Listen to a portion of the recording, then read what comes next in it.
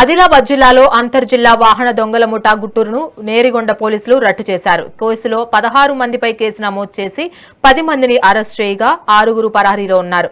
నిందితుల నుంచి 7 మోటార్ సైకిళ్లు, 3 ఆటోలు, 1 కారు, కత్తి, 8 మొబైల్ ఫోన్లను, నగదును స్వాధీనం చేసుకున్నారు. ప్రతి ఒక్కరూ సీసీటీవీ కెమెరాలు ఏర్పాటు చేసుకోవాలని, నెంబర్ ప్లేట్ లేకుండా వాహనాలు నడిపితే కఠిన చర్యలు తప్పవని ఎస్పీ హెచ్చరించారు.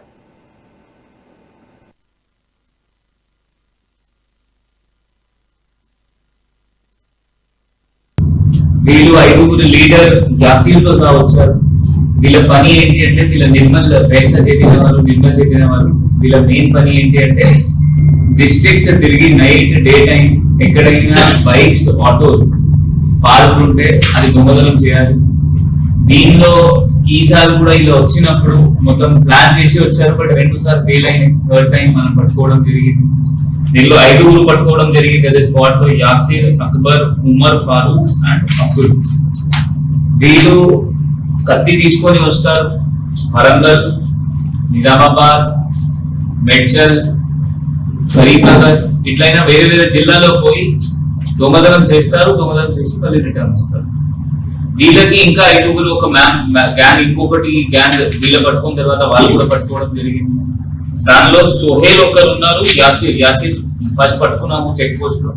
ఇంకొక సోహేల్ మెయిన్ గ్యాంగ్ మెంబర్ ఉన్నారు, అతను కూడా పట్టుకోవడం జరిగింది. ఈ ఇద్దరు ఆల్మోస్ట్ 15 to 20 మెంబర్స్ వీళ్ళు కలిపి ఇదే ప్లాన్ చేస్తున్నారు, ఇదే చేస్తారు. దీనిలో కూడా మళ్ళీ తర్వాత మనం సోహేల్, నజీర్, ఆజం, ఇఫ్తేఖార్ అండ్ అబ్దుల్లా వీళ్ళకి పట్టుకోవడం జరిగింది. ఇప్పుడు వీళ్ళందరికీ 10 మందికి జైలు పంపడం జరుగుతుంది. వీళ్ళ నుంచి దాదాపు 7 బైక్స్, 3 ఆటోస్ రికవర్ అయినాయి.